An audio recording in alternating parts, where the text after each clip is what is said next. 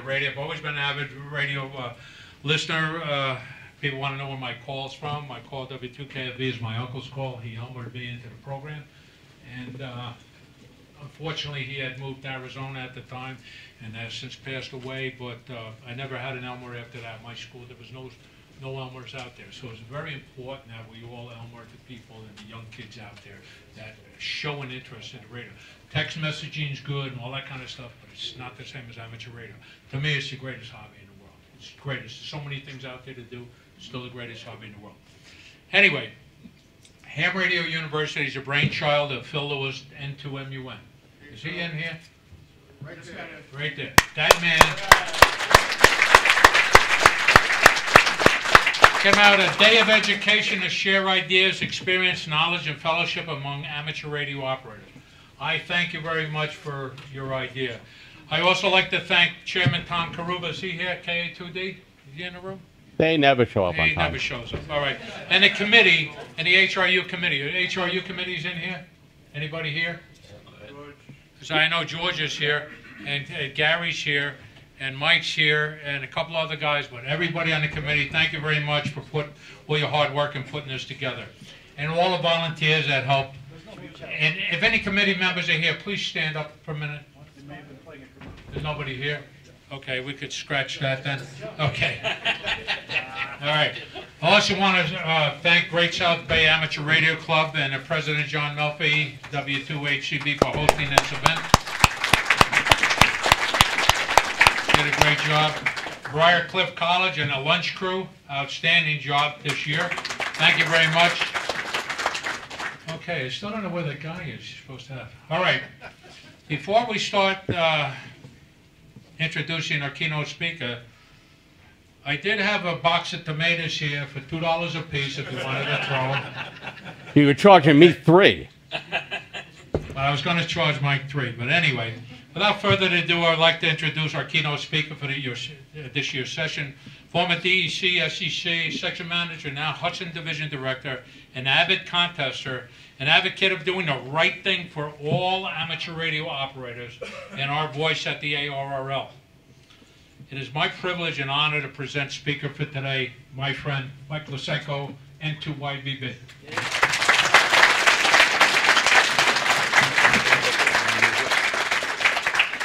I told him I give him $20 for being nice to me, but you know. He didn't give it to me. Yeah. That's 6 and change to me. Really? Oh, good afternoon, everybody. It's a pleasure to be here. Huh? I've got a mic on me. You guys hearing me okay or not? Yes. Okay. So it must be you. You know, it's that Heil headset that you're not wearing, you know? Okay. I'm going to start off first by asking how many people in this room are not a member of the ARRL? Come on, don't be shy, don't bite. Well, I do, but not you. I didn't see hands. They were all like this. How many? Come on, pick them up, raise them up. Well, hopefully by the end of the keynote address, you'll change your mind and you'll come inside the Great Hall later and you'll join up. And the reason you should do that is because, quite frankly, the ARRL is the National Organization of Amateur Radio, and we represent you. And if you're not voting for us, well, you really don't have the kind of say that you should have. It's funny. Next month, I celebrate 20 years as a ham radio operator. And if you had asked me, you know, said something to me 20 years ago that I'd be standing here today, I would have laughed at you. In fact, maybe I should still laugh at you because I can't believe they couldn't find anybody better to talk to you than me. You know, we were at a Boiled Owls meeting, and I said to Tom Kruber, I said, so did you pick a keynote speaker this year? And I said, because if you want, I could find you somebody. He says, oh, yeah, we know who. And I said, who? He said, you. I don't know how I get volunteer for all this stuff, but I do. You're cost effective. Yeah, really. Unfortunately, I'm cheap and easy, you know. Not a good combination, let me tell you. Anyway, so you know, it's funny. I'm an actor by profession, so I need a script. So here I am. You're going to have to bear with me through this because once I start writing, I don't stop, as you probably already know. And it has been a hell of a year. It's been a hell of a ride. Because this time last year, I just took my position as the director. And it's funny. I started the year out on January 2nd last year, visiting the Northeast Wireless Amateur Radio Club, which is a club over in the northwest portion of Queens. And it was kind of a homecoming for me because I started the campaign there earlier that year. My first board meeting and orientation followed right after that.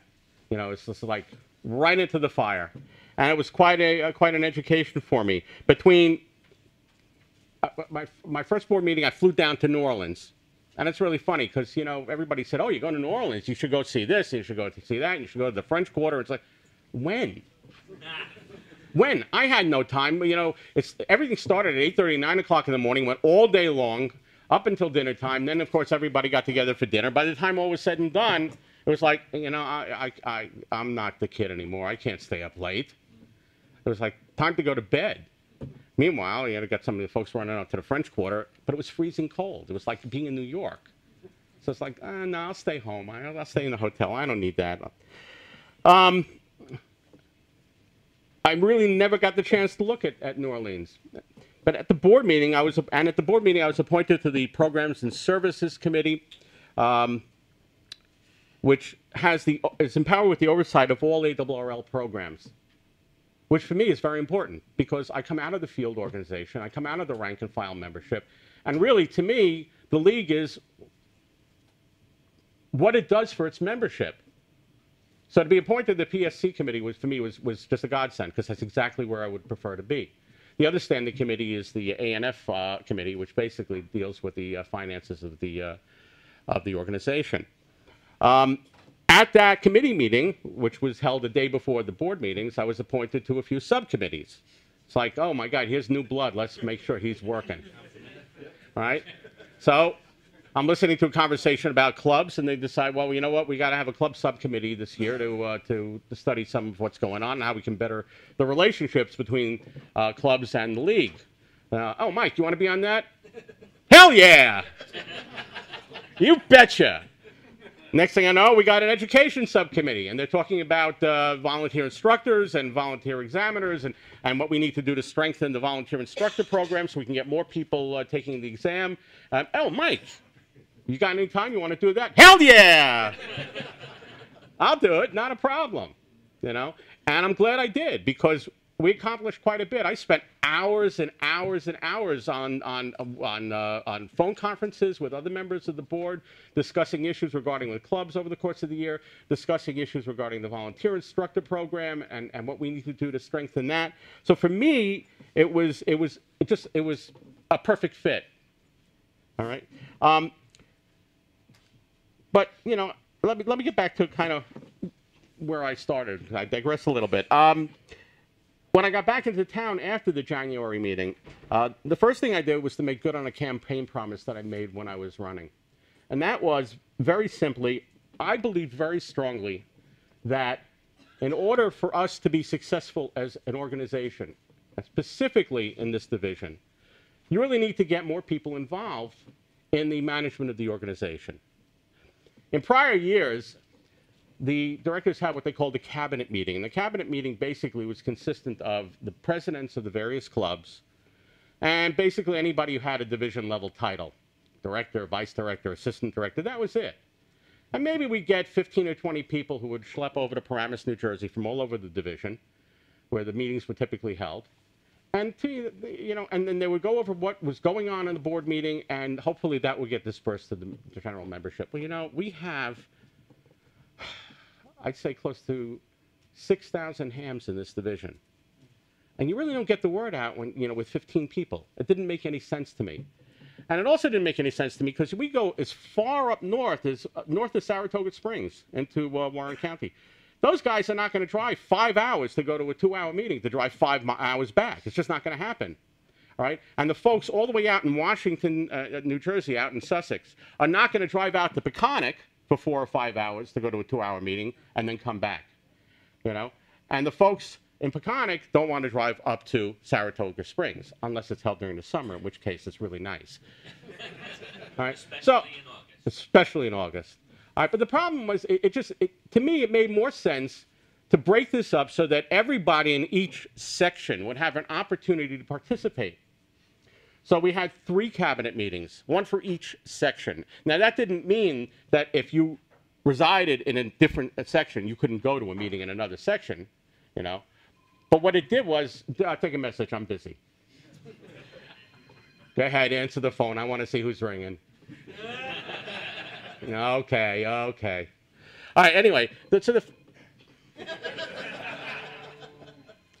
you realize this is streaming live over the internet right now. You know that. Okay. So the point that I felt that I needed to make was the fact that you really needed to increase participation. The way to do that is to go out to the sections and go to the membership directly. In the prior years, we had maybe between 15 and 25 people attend the cabinet meeting. The first 3 meetings we had this year in the 3 sections, we generated a participation of 75 people. 75 people. Now, admittedly, I also opened it up to not just club presidents, but any member of a board of directors of a club, anybody who had a field organization appointment, because everybody who does these things has a very important role that they're playing with the league. And so you want to be all-inclusive.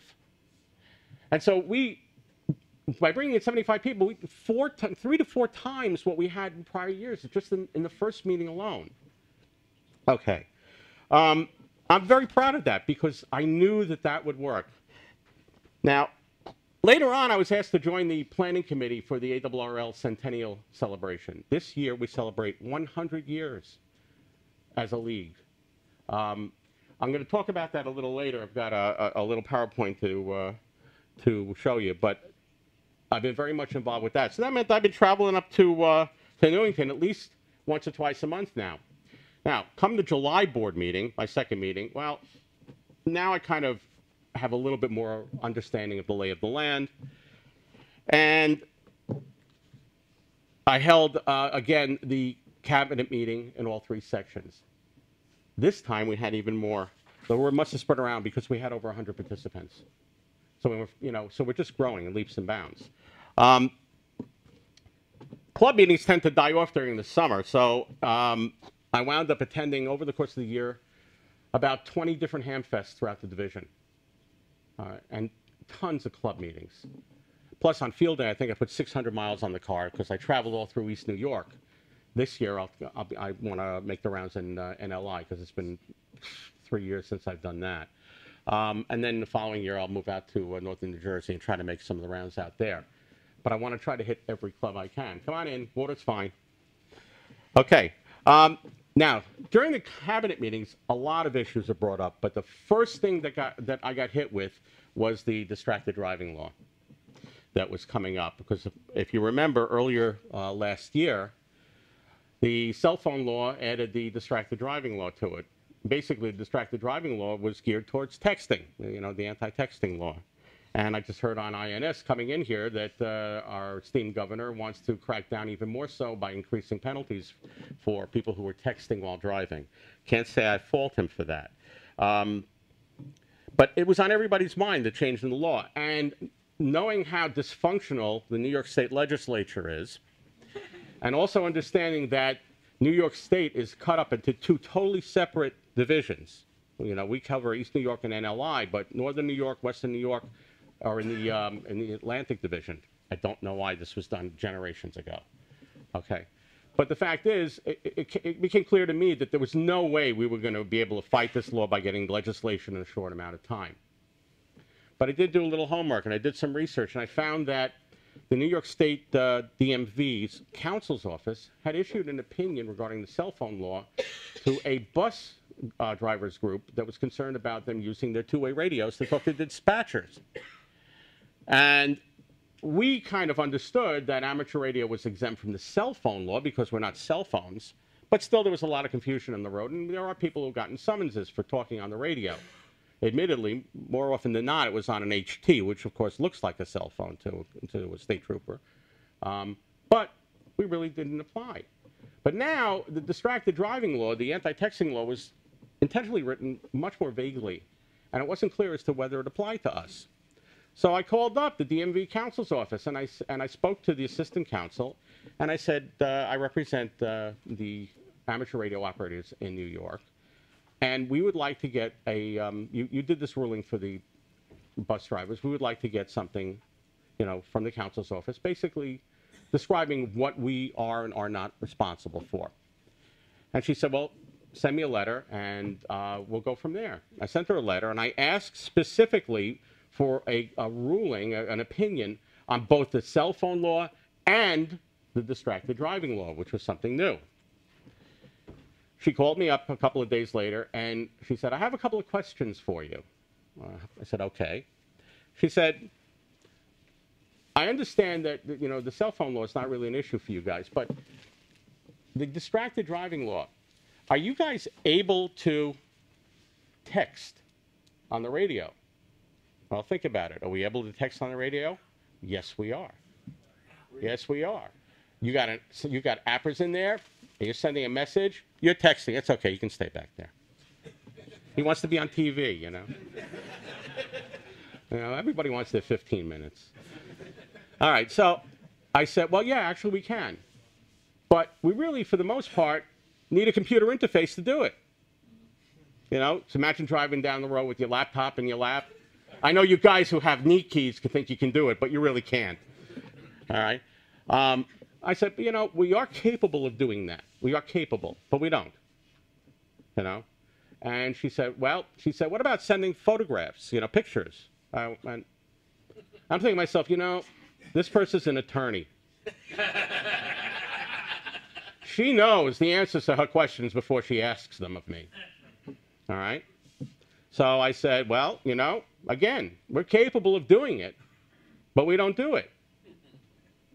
And she said, okay.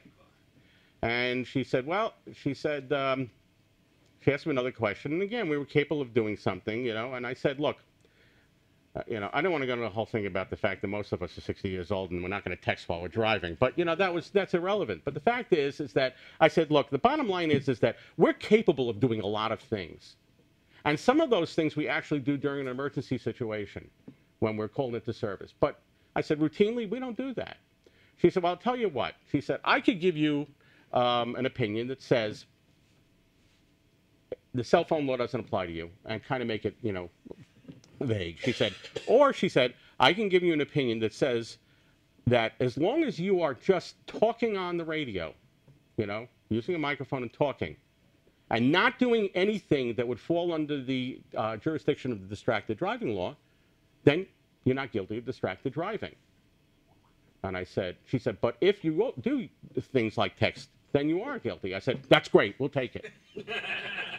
And 3 days later, I got that letter in the mail, which is on the Hudson Division website. How many of you have seen it?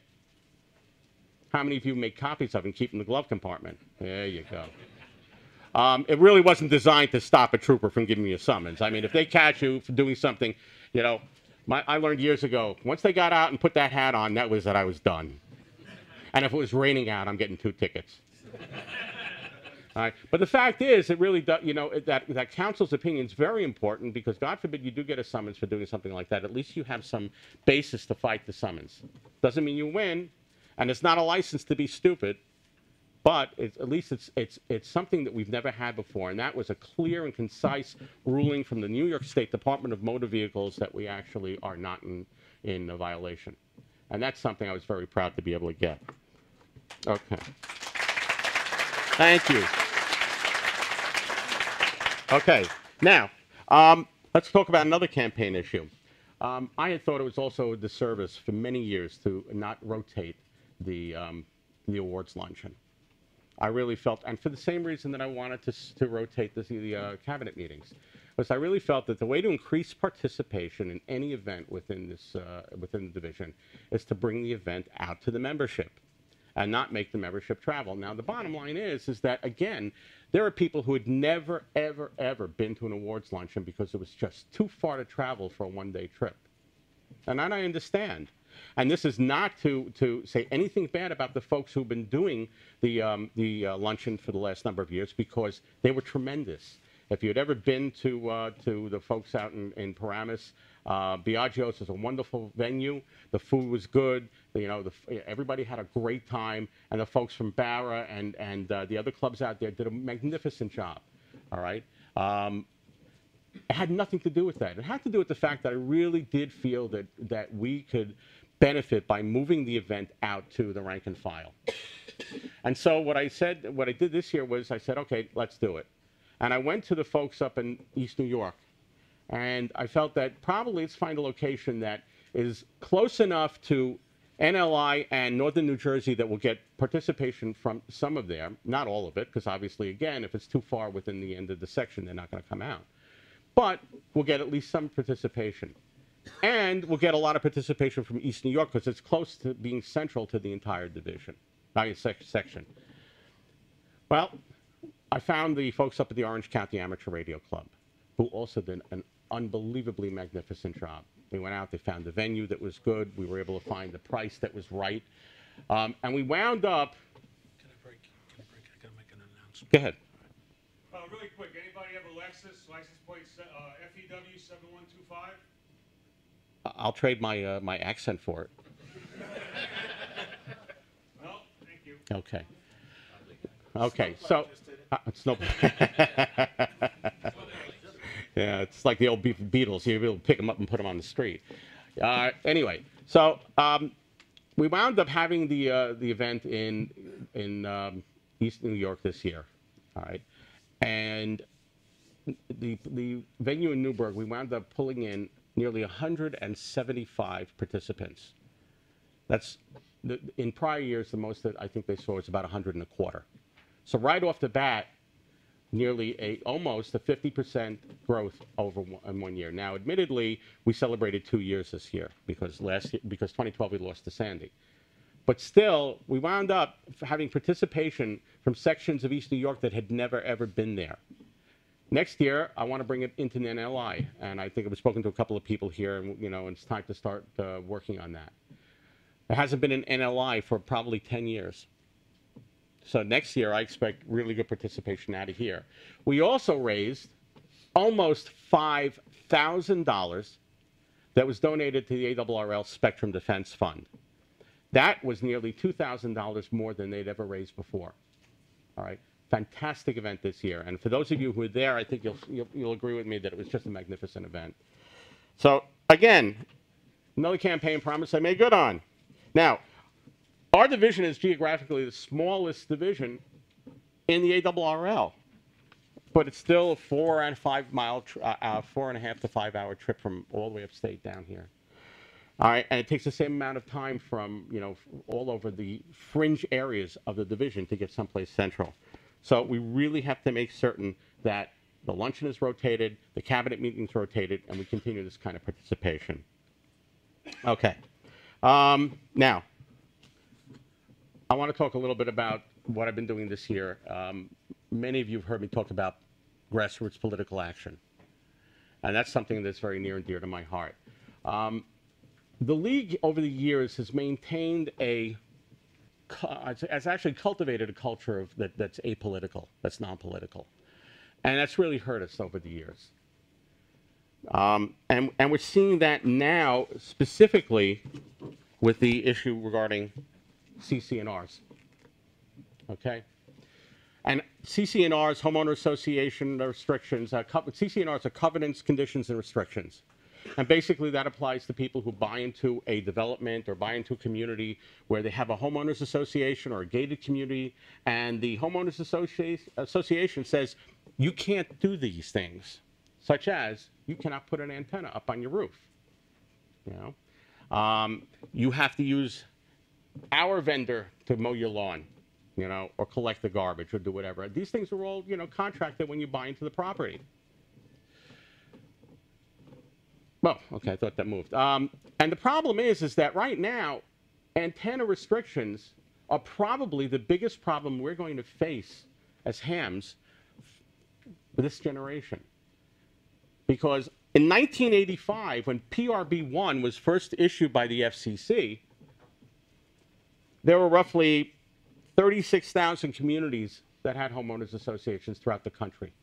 And that was about 3.6 million housing units and 9.6 million residents. However, that amount has been growing exponentially over the years. In 2011, 413,000 communities now had restrictions. 25.1 million housing units, and 62.3 million residents. That's 20% of the entire population of the United States now lives in a residence that has restrictions. 20%, and it's growing. This is the biggest problem we face as hams, because if you decide now, let's say, to leave your home, and we have it pretty easy in the island and New York City compared to other areas, putting antennas up. And you move into an area that let's say for the sake of argument, it's a senior community, and they all have very stringent rules. And you say, well, you know, I'd like to put an antenna up, and they say, I don't think so. It's not going to happen here. Well, where are you going to go? You know. And what's happening is, as more developments are built, they're built with these CCNRs, and you may not have a choice as to where you live. So what's happened over the years now is we have two classes of hams, the haves and the have-nots. Those who have antennas, those do not. And the problem here is, folks, without antennas, we're not hams. We're SWLs. You know? So this is a crucial issue for us. Now, the FCC, in its inimitable way over the years, has consistently told the league, no, we're not going to add CCNR restricted communities to PRB1. So the league, God knows why they did it this way. I'll never understand why. But they had this study done that was part of the omnibus tax bill in 2012. And the study bit us in the ass, without a doubt. I know there's some people who see this as the glass half full. I don't. I see this as the glass three-quarters empty. And what the FCC did once again was they said, well, we don't think you really need antennas, you know, because it was loaded into MCOM, because most of you guys do this mobile anyway. All right? But the bottom line is you want us to allow and CCNRs to be part of PRB1, we'll get Congress to tell us to do it. Now, that's nice, but we haven't had an advocate in Congress since Barry Goldwater retired back in the 80s. All right, we're going 30-some-odd years since we've had an advocate in Congress. Now, when Peter King issued 607 a couple of years ago, we learned a lot by putting together a group that were his constituents, that were hams, and fighting to make an appointment to see him, and finally seeing him in his district office. And we always want to go to the district office because in the district office, they typically tend to be shirt sleeve guys. You go down to Washington with some part-time lobbyists, you're lucky if you get to see a junior legislative aide. It's just not going to happen, you know. And when you come in there as a constituent, you know, down the block from where you live into his district office, you come in with a much better position to talk. At least they may shut you down, but at least they'll listen, okay? And this is something that I believe very strongly in. So in my approach over the years, the league's approach was the wrong way to go about doing this.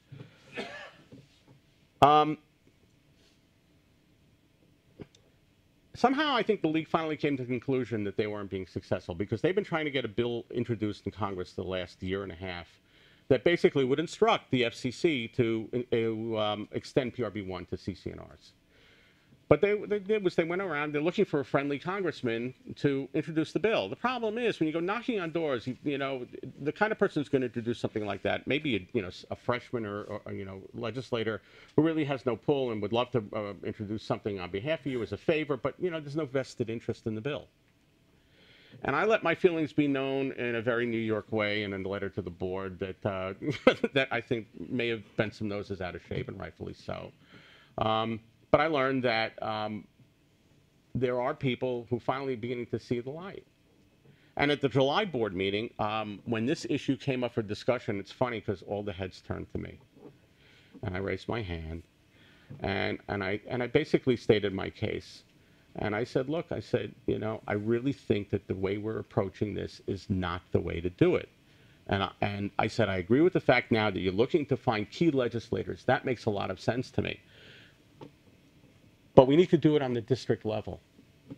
And we need to, and you need to have trust in the fact that we can do it in the district level,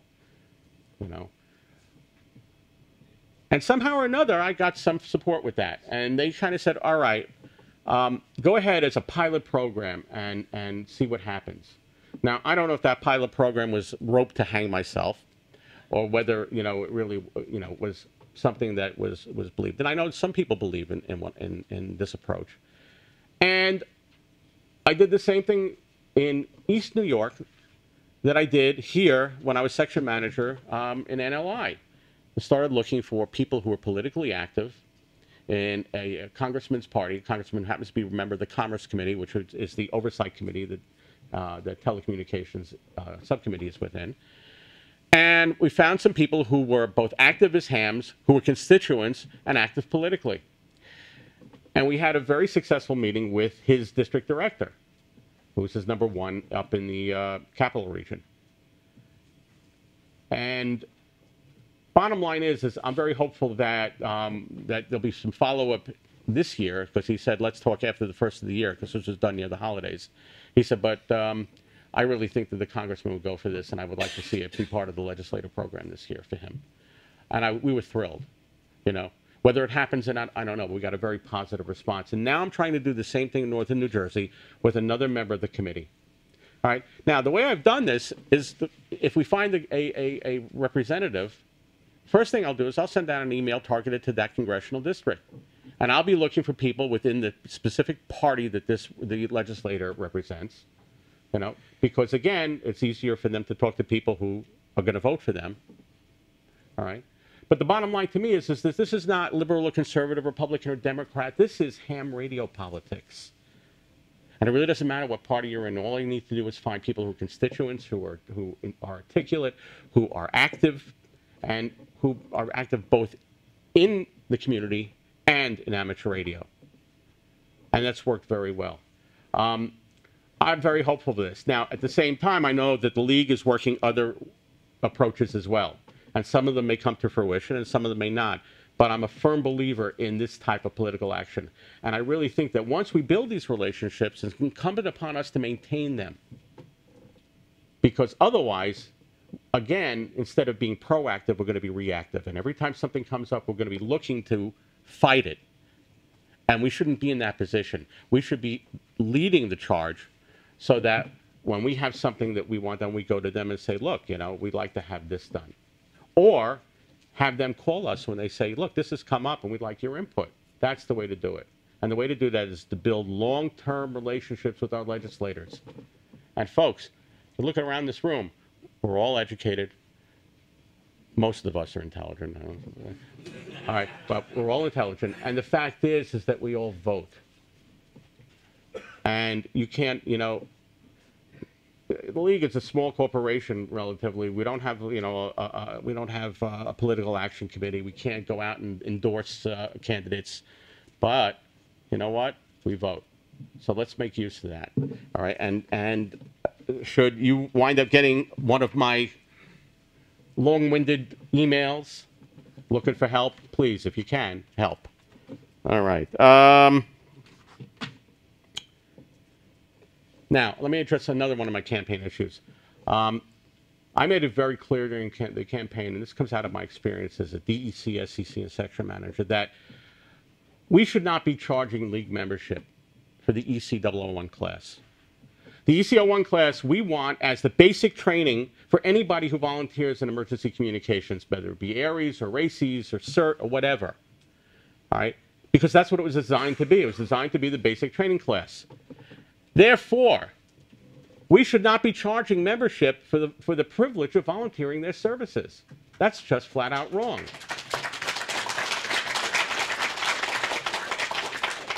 Okay.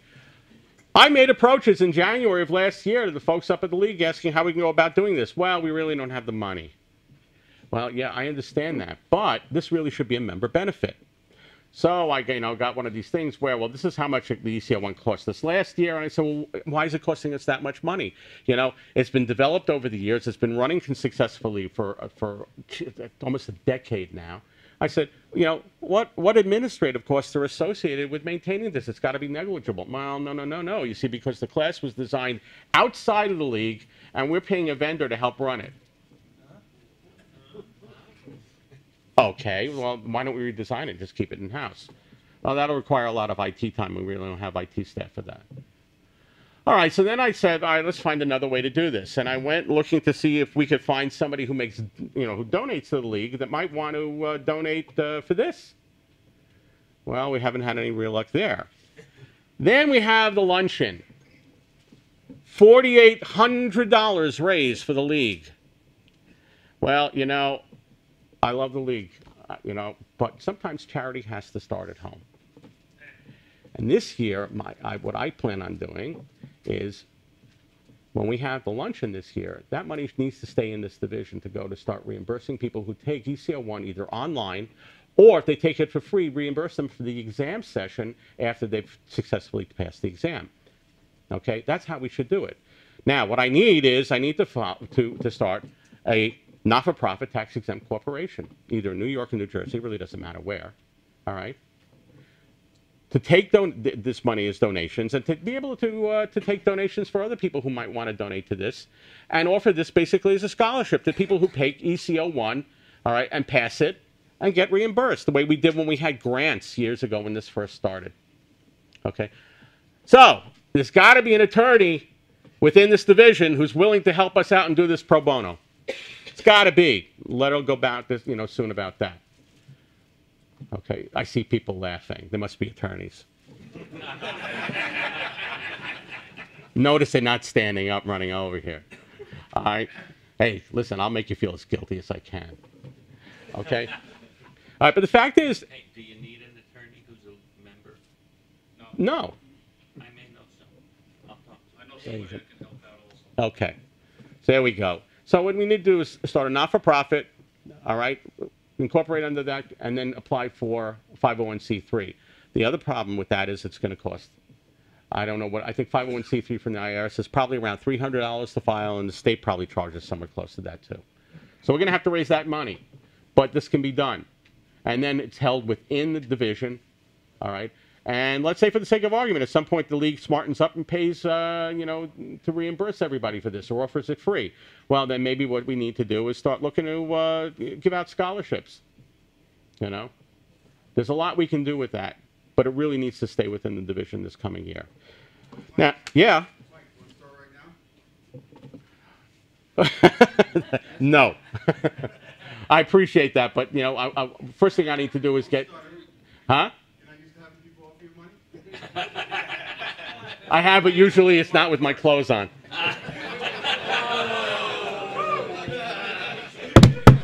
Gotcha, Tim. I'm here all week. Okay, so let's move on after that, all right?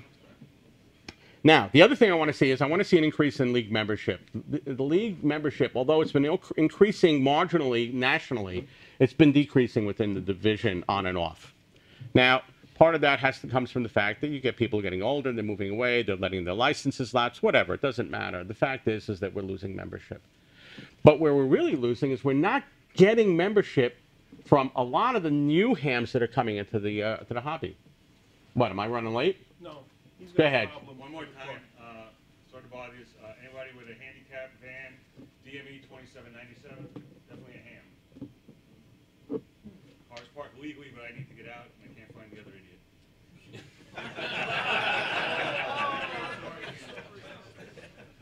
You had to upstage me, right?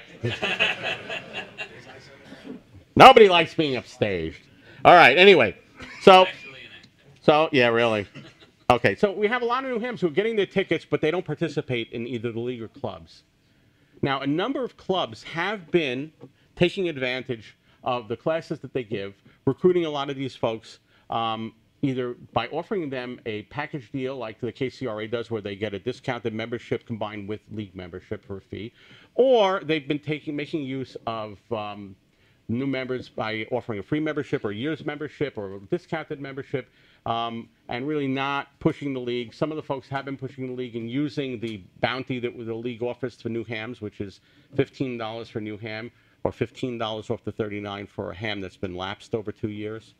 And these are things we really need to take advantage of and think a little bit outside the box so that we bring in more members. Because the bottom line is that it really is a numbers game for us. It's very hard for us to be the national organization of amateur radio if we wind up with declining numbers to the point where we're, nobody pays attention to us. And that's something that we have to worry about, because let's look at it this way. I'm 60 years old, and I'm one of the babies in the room. That's frightening. It's really frightening, because the average age of the league is growing every year up, all right? And the amount of members are really not. And we need to go out there. At one time, back in the 50s and 60s, although we had a lower total amount of hams, about 250,000 around 1960, we had close to 50% participation in the league. And now we're down to maybe 15 or 20%, It's probably the same people from the 60s. Probably, And on top of that, we also need the membership fees, Let's face it, we haven't raised dues in a decade, maybe a little bit longer. Same $39 we were spending 10 years ago, we're spending today. And you know as well as I do that the value has dropped dramatically. All right, how many people in here are life members? Boy, you guys got in at the right time, didn't you? $100. I mean, and I certainly hope all of you are getting letters from Mary Hobart asking for donations, because quite frankly, you guys got a good thing going. Because once you paid those dues, that's it. You're a member for life. For me, I'd have to amortize it now. I'd probably be 87 before I paid off the thing. It's 20 years worth of dues. Oh, it's 80. All right. But the fact is that we really all need to be an active participant here, whether you're donating money to the league or whether you're finding new members. All right. And quite frankly, let's face it. At some point, we're going to have to raise the dues. I know it's going to piss people off. But without that, the increase, we can't keep on going like this. This year, because of the Centennial probably, we're projecting to operate at a slight deficit for the first time. Now, that's going to be really rough on the league if it continues past that. So we really need to think a little bit more, and we need to think outside the box about generating new members. So what I'd like to see this year is some sort of competition to raise the most amount of new members. Now, I'd like to do this so that the clubs are involved, maybe individuals are involved. Somehow or another, we got to come up with some sort of formula that evens out the small clubs versus the big clubs. All right. But the fact is that somehow I'd like to see who registers the most new members for the league, and maybe we'll come up with some sort of prize. Maybe it's a gift certificate from the league, and we'll do it in each section, so there's not just one. There'll be 3, and maybe we could do a couple of prizes. I don't know. But the fact is that I would like to see the clubs get involved in this, and I'd like to see the individual members get involved in this, so that we start to generate more members for the league that in turn will benefit all of us in the long run. And I really like to see some of these people be some of the younger folks who are coming into the hobby. And yes, there are some young folks coming into the hobby. Okay. Not like when we were kids, but they're there. All right. And they're the future of the league. And if we, in 25 years, if we don't do something now, they're not going to have anything really. Okay. So let's move on. Did I put anybody to sleep yet? Yeah, thank you. Finally, one more thing that I talked about during the campaign that I have not been able to do yet, but we will do this year, is a general membership meeting. This division has never had a general membership meeting, to my knowledge. In fact, I don't. It's funny. I mean, I would love to see the league do something like this, but I don't see it happening. It could be because logistically it's a large thing, but I mean, any corporation has a stockholders meeting, and essentially we're a the league is a corporation, and each member is a stockholder. It would be nice if we had some sort of general membership meeting. So, even if it meant a piss and moan contest, okay, so what? That's what this is all about. Everybody has a right to their opinion. Let's get it. Because you never know, somebody might come up with something that could be really magnificent. All right? So, the problem is I'm already doing a lot of traveling throughout the division. And I'm not sure that, I don't know offhand whether I would get the kind of turnout that necessarily that I would get for the cabinet meeting from the rank and file membership. But what I have the capability of doing is hold a webinar. Okay? Because the league has access to go. And I'm told that I could have as many as 1,000 people on the webinar. And I laughed. I said, well, listen, that's not going to happen. But, maybe we can get a couple of hundred people or 100 people or 50 people, whatever it is. But at least we have a venue for them to speak their mind. I constantly tell people, my phone number is listed, my email address is listed, I'm there for you. But, thankfully, I don't get too many people pissing and moaning, but I do get some phone calls and some emails, and that's what it's all about. So early this year, we will have a webinar general membership meeting, and that'll be the one for the entire division, because I don't, necessarily have to have that out in the sections. You could sit at your computer and turn off the camera and sit and scratch yourself all day long and talk, and that's ideal for me. So. Many levels. Okay?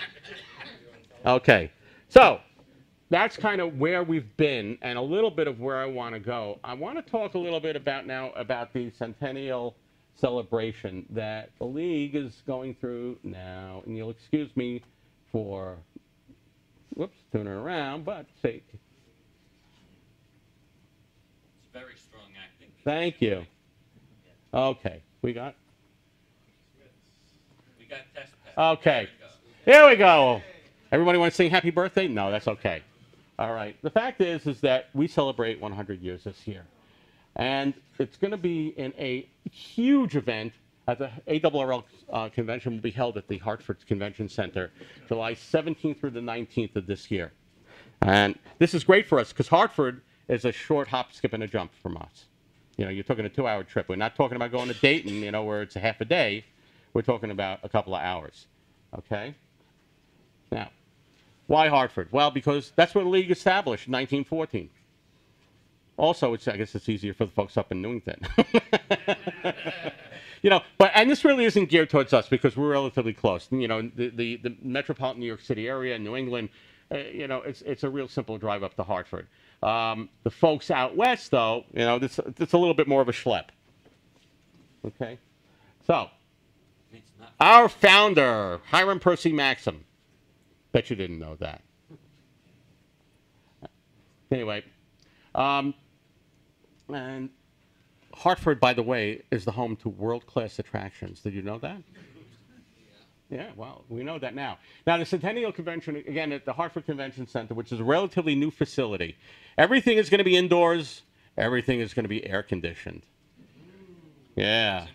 Now, how many were at Dayton last year or the year before when it was 90-some-odd degrees? Yeah. Hey, thanks, Steve. You were it alone, nobody else. But the fact is, that's hot. And in the middle of July, when I was at the board meeting last year, the same period, it was 95 to 98 degrees each day. So to be inside an air-conditioned facility for a venue is great. All right. That also includes the fact that the Hamfest and all the displays will be air-conditioned. Okay. Now, the Marriott that is attached to the convention center is the primary hotel for the event. However, the League has arranged rates with all these other hotels in the area, and you can find information or log into the ARRL2014.org website and then hyperlink over to the hotels, see what's available. And you probably ought to do it soon because some of these things we've already gone through two bookings with the Marriott. Okay. The convention's 15 minutes from League headquarters. So those of you who want to go tour the building in Newington or go to W1AW and operate, you'll be able to hop on shuttle buses and take a ride over there and operate. And if you've never had the opportunity to operate W1AW, it is a blast. Okay. And more of the Kool-Aid. Okay, and that is just one operating station at W1AW. Just one of them. How many are there? About a half a dozen. All right. The convention, again, the 17th through the 19th, those 3 days. All right, there will be national meetings of amateur radio groups and organizations. I know the National VEC will be holding a meeting there. I think AMSAT is holding a meeting. Is Pete in here? Oh, okay. But some other groups will be here. There'll be VIP speakers. There'll be presentations. They'll be running forums along the lines that we do here. On Thursday, there will be all-day forums, and those will include I think there'll be a slide later on, but those will include DX University, Contest University. AMSAT is running an all-day program. There's an all-day MCOM program. There's a half-day, I think, credit program for attorneys that have to do with communications law. I mean, there are a whole bunch of things going on Thursday. Good place to recruit the guys for the 501c3. Yeah, it would be.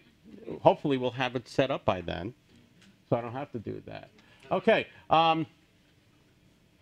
You guys can read it. I don't have to read it to you. But basically, you see what's going on. I mean, it encompasses so many aspects of amateur radio that it's designed along the lines of a convention like what we're doing here, and I guess a Dayton also. They'll have the ARRL Expo, which if you've been to Dayton or some of the other regional things, you'll be quite familiar with. But tons of stuff sold there. Exhibitors include manufacturers and retailers. Every major manufacturer will have a display there. A lot of the mid-sized ones and smaller ones will also be there. They say, let's see now, they're planning to attend like that. Locally, you'll also have, I believe, KJI will be there. I believe that John B will be there, Quicksilver, and I don't know about Cheap Ham. I think they might be there.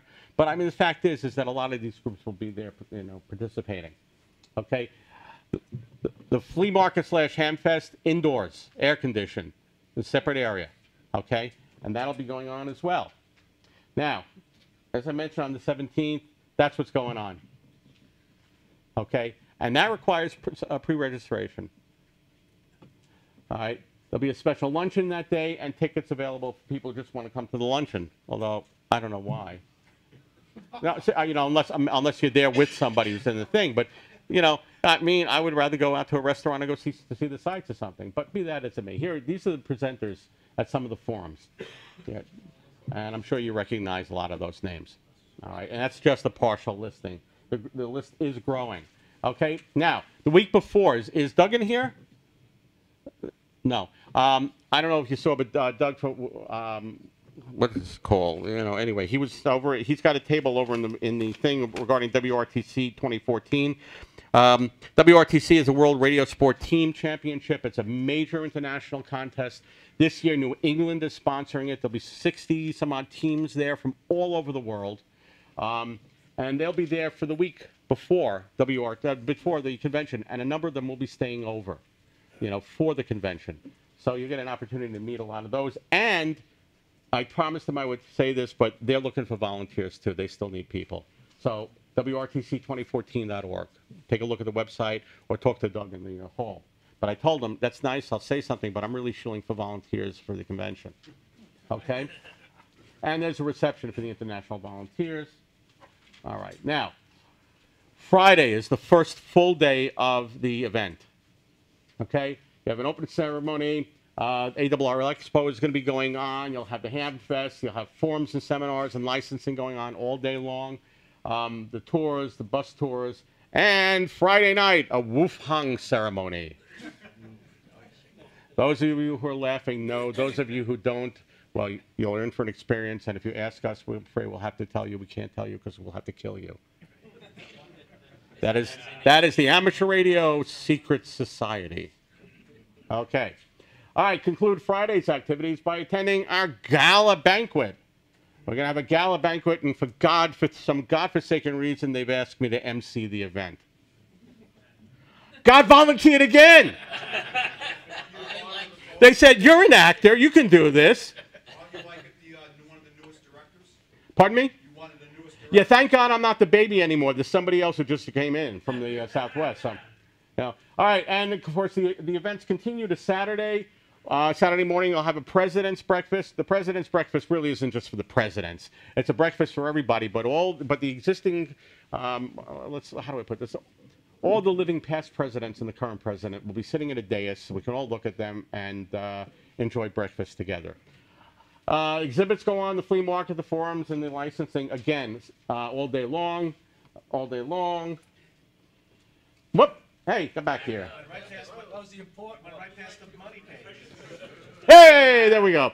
Friday and Saturday in advance, $25. You can buy them online at the door. 30, 21 and younger, no charge. The banquet is $75. Then you get the $75 to listen to me. You got $3 here. It's amazing, isn't it?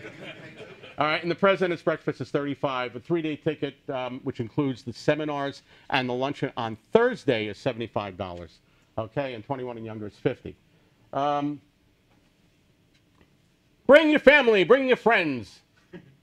And this is what you can do if you're not going through the seminar. Send the kids over to Six Flags. Go visit Vintage Radio. Mystic is not that far from there. So that's what you can do in town if you're there, you know, with your family. And a bottom line, if you want to volunteer or present the program, ARRL2014.org. And folks, we really do need help volunteering. And since we're relatively close to the venue, certainly if you guys could find the time to even just a couple of hours, whether it acts as, you know, somebody helping somebody find something or a guide or helping out at ARL Expo or something, we need your help. So if you can, if you're interested, you can volunteer online by filling out the online form. Okay? And that's what the website looks like. Again, that's what they need. Volunteers. Oh, and you can volunteer for the Wolf Hong ceremony. Okay? And we'll see you at the Centennial. But wait, there's more. Now how much? Yeah, for the same price. Bingo. There will be regional Centennial conventions. It really doesn't apply to us because we're so close. They're not holding one in this area. All right? Celebrate on the air. Okay, for those of you who have been listening, we've got a couple of events going on. The Centennial QSO Party, or what they're calling the Points Challenge, and the Special Workville States Awards. You probably see me on there. I've been on constantly since New Year's Eve. Every member of the league, from a rank-and-file member all the way up to the president, has a point value. And the idea is to get as many points as you can over the course of a year. At the end of the year, all the points will be tallied up, and you'll be eligible for certificates or awards, should you want them. Okay? The best way to participate is to upload your logs to Logbook of the World, and then everything will be taken care of automatically. Otherwise, you have to do it by paper, and I'm not sure how that's going to work yet. But what they're doing is they're working on a leaderboard so that you'll be able to see what your standings are within the call area that you're in, and all of that. The other thing is the Workville States Award with W1AW. W1AW is going to be portable all year long. Perhaps you've heard W1AW Stroke 4, Stroke 8 on the air this past week. In each week, over the course of the year, the portable call will be available in each state. In New York, it will be here January 22nd for a week, and then again, it'll be here later in the year for 1 week. So there'll be 2 separate weeks each year where you can work each state. And the territories will be endorsements. Okay? Am I running out of time? What time is it? 3 minutes to 1. Oh, so what? All right. So anyway, and there'll be a special Workville States Award available to you. Centennial Acoustic Party, I went over that. I went over that. Is this fast enough for you, Gary? No. Okay. All right. W1AW is working from W100AW. All right, as well. So that's another special call. Get on the air, have fun, see you on the bands. That's it! Yay! If you have any, thank you. If you have any questions, oh, stop. Trace Ullman. Go home. I'll be all around. You can, feel free to, come see me if you have any questions. That's it for me. Thank you very much. Have a great year. Happy New Year. Thank you, everybody. Enjoy the rest of the day. Ask Gary. Oh, Gary's You're talking about this conference? No, the next one. Oh, I have no idea about that.